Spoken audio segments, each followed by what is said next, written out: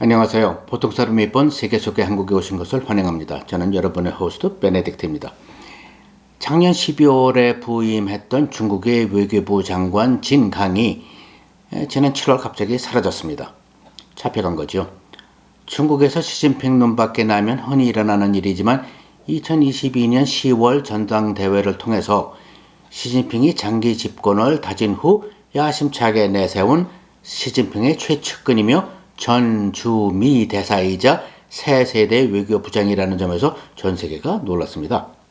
그 후임으로는 이조시대 한국에 들르는 청나라 사신처럼 훈수도 잘 도와주시고 협박도 잘 해주셔서 우리가 사랑하고 그토록 두려워하는 전 외교부장 왕이가 다시 선임되었고요.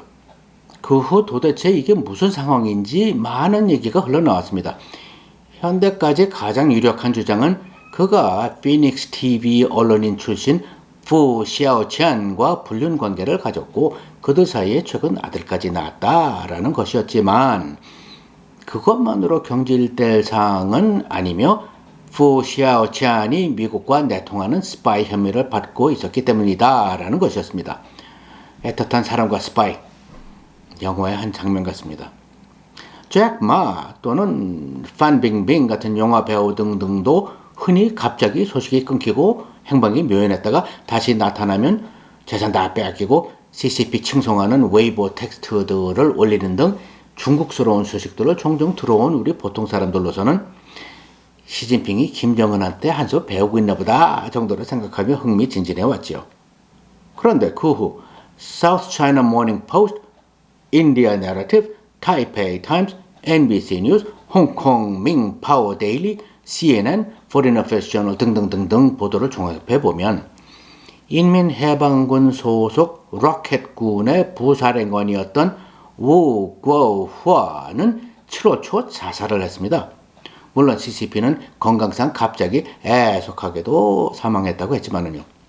그리고 총사령관 리유차오와 부사령관 류광빈이 경질되고 사라졌습니다. 그 후임으로 선임된 왕후빈과 폴리티컬 커미서, 공산주의 국가에서 그 무시무시한 정치장교로 선임된 수 시샨은 로켓군에서 직무해본 적이 없는 인물들로서 전례가 전무한 그리고 매우 무리한 인사입니다. 그럴 만한 다급한 이유가 있었나 보죠.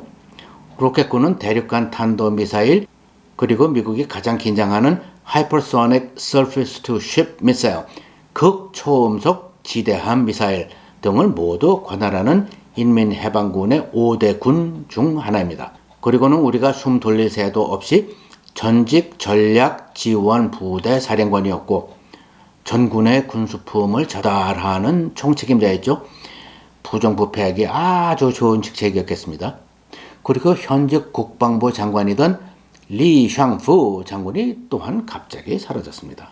이런 상황들이 왜 벌어지고 있는가에 대해서는 인민해방군이 반기를 들 기미가 보이자 시진핑이 숙청하는 것이다. 아니다. 부정부패로 썩을 대로 썩은 장군들을 색출하는 것이며 그 부정부패 규모는 수백조 단위다. 아니다. 근래 시진핑이 인민해방군의 동부지역 사령부 등을 시찰하면서 최첨단 장비들, 특히 로켓군의 로켓들의 성능과 준비 태세들이 형편없는 것으로 나타나면서 숙청하는 것이다. 아니다. 고위 장성들의 당에 대한 충성도가 의심스러워서 선제 숙청하는 것이다. 또는 아니다. 미 공군대학 산하 중국우주항공연구소 CASI가 작년 말 인민해방군 로켓군에 대한 보고서를 냈는데 거기에 실린 정보가 너무나도 광범위하고 세부적이어서 미국 유학 중인 아들을 둔 리 유차오 같은 고위 장성들이 정보를 흘리지 않고는 가능하지 않은 일이다 라고 CCP 중국 공산당이 보고 있는 것이다. 이 고위 장성들이 막대한 돈을 받고 나라의 군사 기밀을 팔은 것이다. 등등 여러 추측들이 난무하고 있습니다. 아마도 모두 상당 부분 근거가 있는 추측일 것이라고 보는 것이 아마도 합리적인 판단일 것 같습니다. 그렇다면 우리 보통 사람들이 알고 싶은 것은 왜 중국에는 CCP, 중국共産党과 인민해방군 간에 이런 상황이 벌어지는가 이겠지요? CCP와 인민해방군의 관계가 도대체 어떻길래? 그 관계의 역사가 뭐길래? 그래서 이 사건들이 시사하는 파문이 뭘까?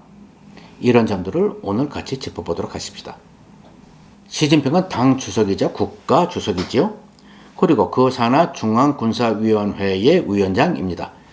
그의 아버지는 모택동의 전우였고 국방부장의 서기를 지냈습니다. 시진핑 자신도 당내에서 군 관련 고위 직책을 두루두루 설립했고 집권하기 전 2년 동안에는 후진타오 수석 밑에서 국방위원회 부위원장을 지냈습니다. 2012년 집권 이후에는 부정부패 척결로 그의 집권 당위성을 주장해왔지요. 매년 한두 번씩 진린성의 당석이 집을 덮쳤더니 또는 어떤 군 장성의 집을 뒤졌더니 총 45명이었었다고 그래요. 100달러 지폐 뭉치와 중국 골동품 등 조 단위의 은닉 재산을 발견했는데 그것들을 압수하는 데만 트럭 6대를 동원했어야 했었다 등등 흥미진진한 기사를 읽으신 적이 있으시죠? 시진핑이 인민해방군의 실태에 대하여 충분히 알 만큼 안다고 볼 수 있는 상황이 아니겠어요? 그런데 그런 그가 이제 와서 새삼스레 군의 부정부패를 척결한다? 단순히 전에 몰랐던 부정부패가 천하에 드러난 상황 같지는 않지 않습니까? 시진핑 휘와 CCP 일당 체제는 checks and balance, 견제와 균형이 존재하지 않는 독재 체제인 것이죠. 그런데 이런 독재 체제가 유독 인민해방군에게는 일종의 자치권을 준 것입니다. 1980년대 일입니다. 1976년 그가 사망하기 전까지 모택동은 군과 함께 통치를 했다고 합니다. 군 장성들이 당의 고위직을 지냈고요. 그러나 1978년 집권한 등소평은 당과 군을 분리하고자 했습니다. 그래서 당과 군 간에 설립된 무언의 계약이 당에게 도전만 하지 말아라. 그 대신 군인 너희들이 알아서 하게 당에 간섭하지 않겠다. 였던 것입니다. 나아가 등소평은 군이 돈을 벌기 위하여 사업, 즉 비즈니스를 하도록 길을 열어주었습니다. 벌써 이 역사가 어디로 흘러갈지 감이 잡히시죠? 우리 한국 사람들은 상상도 못하는 스케일의 부정부패가 당도 모르게 군이 진행해버리는 프로젝트들이 군인들 사회의 일상화가 되어버린 것이죠. 초호화 승용차 수입, 최고급 술 수입, 부동산 개발, 공산당 당국도 모르는 사이에 진행한 부탄의 도클람 지역의 해외 인프라 개발 프로젝트, 미얀마 국경을 통한 마약 거래 등등 그 스케일은 수백조 단위라고 하네요. 군인이지만 국방은 나중 문제고 도덕적 해이는 그냥 다들 그러는 것이고요. 국방비가 군에 들어가도 어디에 그 돈이 쓰이는지 알 수가 없고 제트기 극초고속 미사일을 만들었다는데 중국 전역의 구석구석 모든 빌딩 인프라가 토프 드랙 컨스트럭션 두부 찌꺼기 공사인 것처럼 어떤 싸구려 금속으로 어떤 짝퉁 반도체로 모습만 대충 만들어 놓은 것이지 알 수가 없다는 겁니다. 감사관을 내려보내면 그가 뇌물받고 가짜 보고서 쓰기에 바쁘고 군법 회의를 열어봐도 서로 봐주기 하고 돈 나누기 바쁘고 게다가 모든 젊은 군인들은 산하 제한 제도 하에서 태어나 각 가정의 외동아들 리틀 프린스 어린 왕자로 자란 나약해 빠진 왕자병 환자들 뿐이고요. 그러나 2012년 집권한 이후 시진핑조차도 등소평이 시작한 당과 군의 분리체제만은 건드리지 않았습니다. 외견상으로 부정부패 척결을 그런 캠페인만을 한 거지요. 군이 자치를 계속하도록 그냥 놔둔 것입니다. 군을 화나게 하면 그가 집권하기 힘들었을 것이고 집권 초기에 권력 집중을 하기가 힘들었을 것이니까는요. 특히 시진핑은 미국과 대립하기 위하여 서둘러 군을 개편하여서 육군을 총 군력의 3분의 2에서 한 반으로 줄이고 그 대신 공군과 해군에 투자하여 Modern Technological Force로 개혁했어야 했는데 그러기 위해서는 군을 잘 달래고 나이 들고 은퇴하는 장성들을 일단 잘 모셔야 됐었던 것입니다. 그러는 동안 2012년에서 2022년까지 군비는 연 106조에서 230조로 2배 이상 뛰었습니다. 자치하고 돈 버는 문화가 이미 뿌리내린 인민해방군에게요.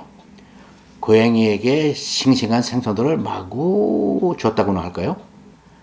앤드루 스코벨이라는 정치학자는 중국 인민해방군을 rogue outfit, 불량 집단으로 판단합니다. 지휘, 감독, 법치의 범주 밖에서 자기들의 이익만을 추구하며 자생하는 집단으로서 반면 또한 바로 그렇기 때문에 공산당을 뒤집어 엎을 쿠데타 또한 일으킬 결집력이나 의향이나 능력 또한 부재한 집단이라는 분석입니다. 시진핑이 역사에 남을 자기 정치 일생의 최대 업적으로 생각하는 대만 통일을 기억하면서 어마어마한 투자를 하여 미국을 상대할 공군, 해군, 로켓군을 만들어 놨다고 생각했는데 그 정보가 미국의 일개 군사대학의 학술지에 상세히 실리고 로켓 발사 시험들은 잇따라 실패하고요. 특히 이 로켓군에 신뢰할 수 없는 상황이 대만 침공을 대만 통일 계획의 일환으로서 필히 계산해야만 하는 시진핑에게는 결정적이겠지요. 군사적으로 왜 그런지 잠시 생각해 볼까요? 그 어렵다는 상륙작전을 실행하여 87해리 160km 정도 되죠. 떨어져 있는 대만을 침공하려면 미 태평양 함대를 격파하지는 못해도 미 해군의 항공모함 함대들이 대만 동쪽 동중국해 가까이까지 근접해 와서 탑재된 F-18, F-35 등 전투 전폭기들의 작전 반경, 공중급유기 범위도 감안해서요. 안으로 들어옴으로써 중국 해안선에서 12해리 떨어져 있는 영해 경계선 바깥으로 출격, 출항, 발사하는 중국 공군기, 함정, 미사일들에 대한 공격을 못하도록 막아야 하는데 참고로 12해리 안에까지 들어와서 미국이 공격을 한다면 그것은 직접적인 중국 본토에 대한 공격이므로 미국이 대만을 돕는 것이 아니라 중국 자체를 공격하는 것이 되지 않겠어요? 그러면 핵전쟁으로 확대될 수도 있는 것이고요. 여하튼 그러려면 미국 항공모함들이 접근하기 전에 격파해야 하는데 그런 타격 가능성이 조금이라도 있는 무기체계는 동팽 17과 21 극초음속 미사일 밖에는 없는 상황에서 이것을 운용하는 로켓군이 자기의 독재체제를 위협하고 은근히 당아 우리 군이 너희들 수하가 아니라는 거 잘 알고 있지 라는 태도를 계속 고수하고 있고 전쟁하는 것은 바보짓이다 라며 반대 목소리가 나오고 전쟁한다면 이길 자신이 없다 라고 언급하고 다닌다는데 그동안 만들어 놨다는 미사일은 과연 얼마나 심각한 짝퉁일지가 알 수가 없고 로켓 관련 군 기밀은 누가 돈 먹고 건네줬는지 미국이 다 알고 있고 대충 시진핑이 화들짝 놀라서 군 장성들을 서둘러 숙청하는 배경이 감이 잡히시지요? 지금 방금 말씀드린 주장들은 제가 상상력을 발휘하여 만들어낸 얘기들이 아닙니다. 팩트 확인하기가 힘들어서 그렇지 깊고 은밀한 제보들을 바탕으로 여러 믿을 만한 국제 언론 미디어들이 소위 추정하는 것입니다. 시진핑이 군 장성들을 이렇게 숙청하는 것을 보면서 좀 얄팍하게 생각하면 시진핑의 서술이 퍼렇다라고 생각할 수도 있지만 한 단계 더 생각해 보십시다. 시진핑의 파워, 권력이 완벽히 견고하지 못하다는 것이 시사하고 있잖아요. 즉 당과 군이 이렇게 따로 노는 체제라면 그리고 시진핑과 군이 서로를 신뢰하지 못한다면 당과 군의 이렇듯 불편한 동거를 볼 때 시진핑의 집권 및 CCP 일당 체제가 확보된 것이 못 된다는 분석인 것입니다. 또한 시진핑이 로켓군의 미사일들을 사용하여 어떤 일종의 목적을 이루려 할 경우 두 번, 세 번 주저하게 만든다는 것 또한 매우 중요한 시사점입니다. 지정학자들이, 군사학자들이 이 점을 지적하더군요. 미국의 항공모함을 위협하여 Anti-Access Area Denial, 반접근 지역 거부 전략을 실행할 수 있어야 대만 침공이 가능한데, 그러기 위하여 동팽 미사일 수십 발로 스웜 어택, 떼 지어서 공격하는 거요. 을 해도 충분한 성공 확률이 안 나온다면 시진핑의 대만 통일 전략은 인내를 가지고 대만을 장기적으로 압박하는 카드밖에 남는 게 없지 않겠어요. 중국의 경제가 지금 이 순간에 실제로 몰락하고 있는 것은 우리 보통 사람들은 이미 주시해 왔지요. 경제 침체 정도가 아니고요. 중국의 사회도 끝을 알 수 없는 아우성의 구덩텅이로 떨어지고 있고요.